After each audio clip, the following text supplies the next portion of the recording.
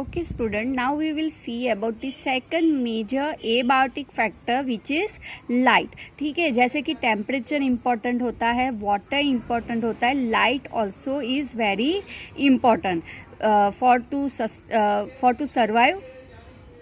Light is also very important for the organism, for the life, living beings, okay, and the living organisms or the living things we can say, because it is very important for the plant as well as for the animals. अभी हमको पता है plant के लिए light क्यों important है, क्योंकि light की प्रेजेंट में ही they perform the process of photosynthesis. Okay, तो लाइट है तो वो लोग की फोटोसिंथेसिस की प्रोसेस अच्छे से चल सकती है और ऑप्टिमली मतलब कि फेवरेबल कंडीशन होती है उनके लिए. लाइट के प्रेजेंट में to perform the process of photosynthesis is very favourable to them. Okay, अभी हम लोग अगर फॉरेस्ट की बात करें तो वहाँ पे क्या होता है ना, बहुत बड़े बड़े प्लांट, बहुत बड़े बड़े ट्रीज होते हैं जो ऊपर से पूरा ऐसे कवर करके रखते हैं. फॉर एग्जांपल ये सपोज ऐसे फॉरेस्ट के बड़े बड़े ट्रीज होते हैं. कैसा होता है, ये देखो ऐसे बड़े बड़े ट्रीज है, ठीक है, फॉरेस्ट में. तो उसके नीचे जो ग्रो होने वाले छोटे हर्ब्स है, श्रब्स है, उनको क्या है, पूरी लाइट सफिशिएंट अमाउंट में नहीं मिलती है, तो भी ये लोग अपनी फोटोसिंथेसिस की प्रोसेस कर सकते हैं. क्यों? बिकॉज उन लोग को प्रैक्टिस हो गई है कि भाई इतने में ही हमें फोटोसिंथेसिस की प्रोसेस करनी है. ठीक है, तो कुछ प्लांट्स ऐसे भी होते हैं जो कम लाइट में भी अपनी फोटोसिंथेसिस की प्रोसेस कर सकते हैं. Clear? So we will go for this. Since plant produce food through photosynthesis, a process which is only possible when sunlight is available as a source of energy, we can quickly understand the importance of light for the living organisms, particularly autotrophs. जो हमने already I have discussed that the photosynthesis is the most important process for the plant to prepare their food. Many species of small plants, herbs and shrubs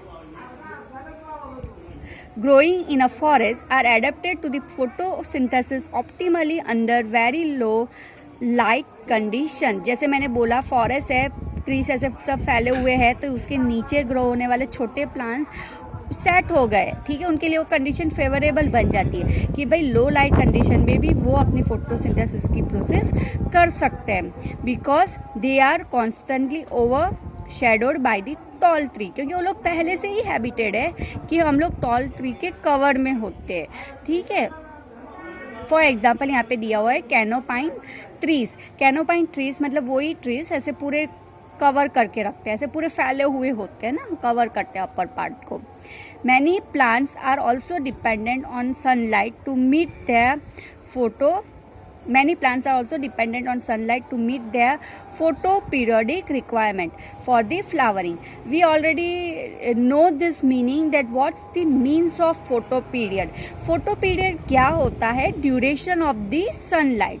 ठीक है, कैसा होता है, plants habitats होते हैं कि उनको पूरे दिन, अगर 24 आवर्स की हम बात करेंगे, ठीक है, तो कुछ प्लांट को अपने फ्लावरिंग करने के लिए कितना होता है कि हमको ज़्यादा 12 से, अगर हम 24 का हाफ करेंगे देन इट्स 12, तो हमको 12 से ज़्यादा घंटे चाहिए, ठीक है, लाइट चाहिए, तभी प्लांट्स फ्लावरिंग कर पाएगा.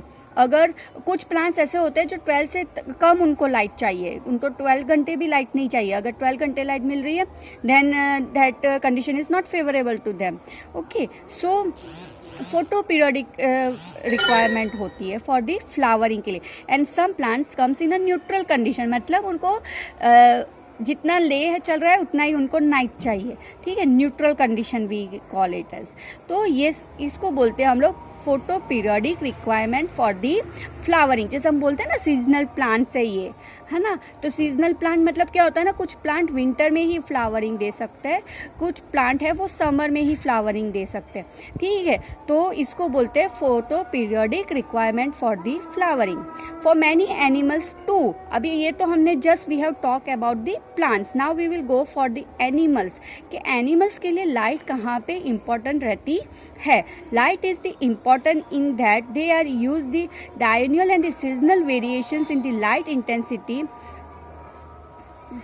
seasonal variation in light intensity and the duration photoperiod as cues for timing their foraging reproduction, migratory activities. अभी एनिमल्स के लिए क्या है, प्लांट्स के लिए तो perform the process of photosynthesis. अभी एनिमल्स को क्या है ना, माइग्रेट करना रहता है, एक जगह से दूसरी जगह वो लोग जाते हैं, ठीक है, उनकी रिप्रोडक्टिविटी की जो प्रोसेस करनी रहती है, ओके। तो ये सब के लिए वो लोग लाइट पे डिपेंडेंट होते हैं, ठीक है। अगर लाइट जो अवेलेबल है लैंड पे, वो क्लोजली किससे लिंक है, टेम्परेचर से लिंक है। क्यों? क्योंकि हम लोग लाइट है, टेम्परेचर है, वो कहीं ना कहीं सन के साथ लिंक किया हुआ प्रोसेस है, ठीक है। Is the source of both, इसीलिए हम सन बोलते हैं कि sun is the source of both light and temperature. अगर हम डीप सी, ओशन की बात करें, ठीक है, तो वहाँ पे देखो, यहाँ पे दिया हुआ है deep greater than 500 metre. In the ocean की बात करें तो एनवायरमेंट इज बहुत, वहाँ का एनवायरमेंट बहुत डार्क है, and its inhabitants are not aware of the existence of the celestial sources of energy call the sun. वहाँ पे इतना डार्क है कि सन के लाइट की तो बात ही नहीं हो सकती है, ठीक है। अभी सन की बात कर रहे हैं तो यूवी कंपोनेंट्स की बात आ रही है अभी, है ना। अभी हम लोग कंपोनेंट्स की बात करेंगे, okay. So till here it is all understood that the light is the important part for the plants as well as for the animals, okay. From this part I will continue.